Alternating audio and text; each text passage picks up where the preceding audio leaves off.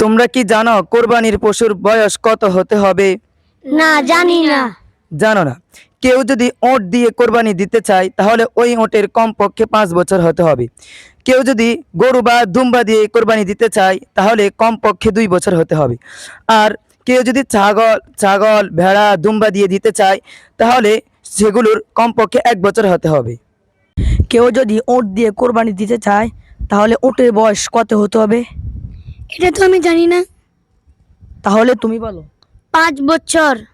কেউ যদি গরু দিয়ে কোরবানি দিতে চায় তাহলে গরুর বয়স কত হতে হবে? 2 বছর। কেউ যদি ছাগল অথবা ভেড়া দিয়ে কোরবানি দিতে চায় তাহলে তার বয়স কত হতে হবে? 1 বছর। মাশা আল্লাহ।